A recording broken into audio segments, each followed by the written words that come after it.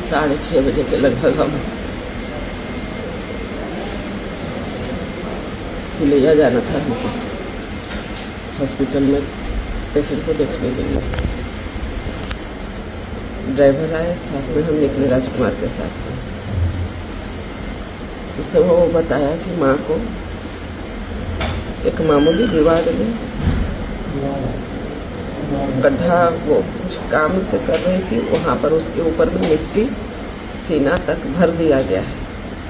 उसको वीडियो आया जब यहाँ पर, वो पहले से ही था, क्योंकि हमको तिलैया जाना था, वो पहले से था। बोला कि गांव से हमको वीडियो भेजा है कि माँ को सीना तक मिट्टी भर के गड्ढा में मतलब दफन करने टाइप में वो कर दिया है। हम हड़बड़ा गए, हम तुरंत फोन किए थाना प्रभारी विकास पासवान जी को। ये देखिए हमारा जो ड्राइवर है राजकुमार यादव, वो हमारे साथ में है। उसको माँ को इस तरह से गड्ढे में दबा दिया जा रहा। आप तुरंत फोर्स भेजिए और जाइए और जाके तुरंत वहाँ पर सुरक्षा व्यवस्था करिए। बोले कि हम मैडम तुरंत जा रहे हैं। हमको लगा फोर्स चल गया होगा, हम तिलैया चले गए। 8:30 बजे उधर से वापस आए। जब वापस आए तो सुबह हमको निकलना था, तो टाइम पूछा कितने बजे जाएंगे, तो बातचीत हुआ, फिर वो चले गए। बोले कि देखिए माँ के साथ ऐसा हुआ, क्या करें। हम बोले कोई बात नहीं बाबू, सो थाना प्रभारी को बोल दिए, फोर्स भेजे होंगे और अपने भी गए होंगे, और सुबह एक दे दीजिएगा आवेदन। बार बार जो इस प्रकार की घटना करता है, उसके जो चाचा हैं भिक्की यादव जी, वो और उनके बच्चे परिवार सब लोग इनको बार बार तंग तबाह करते थे। और ये सीधा लड़का, इसके परिवार को बहुत सीधे साधे, ये चाहते थे कि झगड़ा नहीं हो, इसलिए ये अपना साइड रहते थे। उसके बाद जब ये घर चले गए 8:30 बजे, हम भी खाना पीना खा करके सोने जा रहे थे। 10:30 बजे के लगभग, 10:15 साढ़े 10 के लगभग में फ़ोन आता है कि आपका जो राजकुमार है ड्राइवर जो है, उसको मारकर पूरी तरह से घायल कर दिया गया है। हम अपने बॉडीगार्ड संजय हैं, उनको बोले देखिए तो पता करिए कहाँ पर है, वो कैसे हैं। सिविल सर्जन और डीएस सबको हम फ़ोन किए तुरंत कि देखिए हमारा ड्राइवर वहाँ पर है, किसी तरह का कोई कोताही नहीं होना चाहिए, तुरंत उसको देखिए। और हम भी वहाँ से बस देखने के लिए निकल ही रहे थे, तब तक रास्ते में फ़ोन आ गया कि वो अब नहीं रहा दुनिया में। तो अभी जिसको हम जस्ट छोड़े हैं, 1-1.5 घंटा मात्र हुआ है, और एक छोटी सी मामूली विवाद है, और इतना सीधा परिवार है, उसके बाद में उसकी मौत की खबर आती है। जब हॉस्पिटल आते हैं तो ये और भयानक हो जाता है जब देख रहे हैं कि उसके फादर अंतिम सांस गिन रहे हैं। उनको बहुत सीरियस हालत में फिर यहाँ से रेफर करवाए। उनकी बेटी जो मात्र 12-13 साल की है, उसका माथा पूरा फटा हुआ है। उनकी बूढ़ी माँ, उसको पूरा माथा में चोट है, वो एडमिट। और उसके फादर तो खैर पता नहीं, अभी हम ये नहीं बता सकते क्योंकि हम हॉस्पिटल के अंदर में हैं, वो हैं भी कि नहीं। तो पूरी प्लानिंग के साथ ये कोई एक व्यक्ति या एक परिवार नहीं कर सकता है। हमने तुरंत एसपी साहब को फ़ोन किया, हम सूचना दिए इस प्रकार की घटना घटी है, आप तुरंत कोई उपाय करिए। और हम सदर हॉस्पिटल में ही हैं। मैडम पूरे मामले में पुलिस की कार्रवाई किस रूप में देखते हैं? देखिए अभी 2 बज रहे हैं, 10 मिनट बाकी है 2 बजने में। हमको 10:30 बजे सूचना मिली, उस समय से हम सदर हॉस्पिटल आए हुए हैं। अभी तक नहीं कोई दर्शन दिए हैं। कोई एक डीएसपी के प्रभारी थे, हम अभी नहीं नाम बता पाएंगे, वो थे।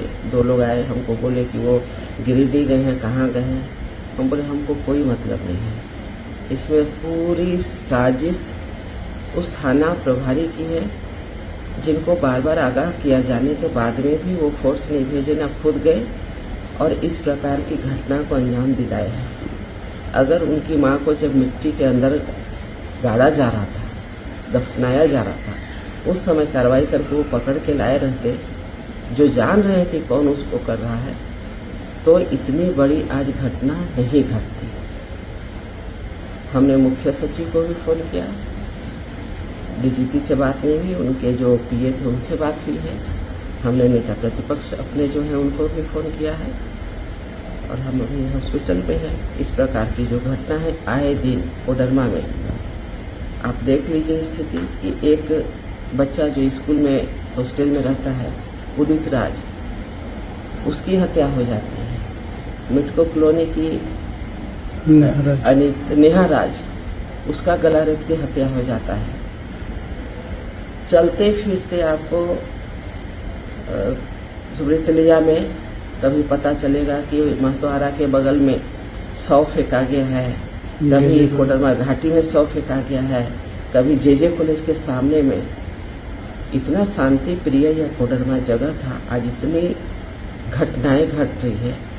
और पुलिस प्रशासन केवल जमीन दलालों को पकड़ने के लिए, अभी अगर बोल दिया जाता कि जमीन दलाल बुला रहे हैं, वो तुरंत पहुंच गए रहते। 2 बजने जा रहे हैं, एक रिस्पॉन्सिबल व्यक्ति आपको फोन किया, आप इस पर क्या कार्रवाई किए?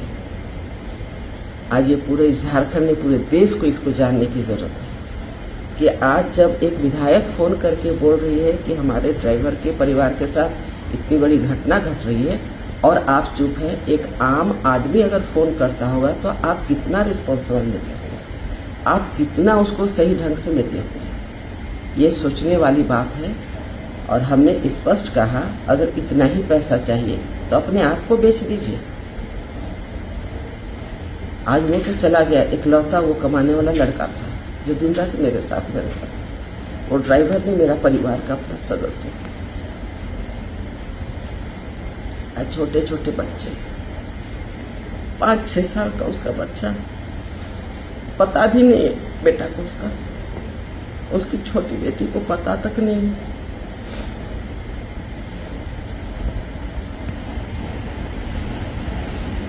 क्या बोले उनकी माँ को, उसकी पत्नी से कैसे आंख मिलाए, उसकी मासूम बेटी से कैसे बात की। उसकी मासूम बेटी का पूरा माथा फटा हुआ है, माँ उधर पड़ी हुई है, बेटी उधर पड़ी हुई है। बेटा और बाप तो दोनों दुनिया में नहीं। बेटा की भी, बाप की भी स्थिति बहुत नाजुक है। इतने बेरहमी से मारा गया है, इतनी बेरहमी से मारा गया है,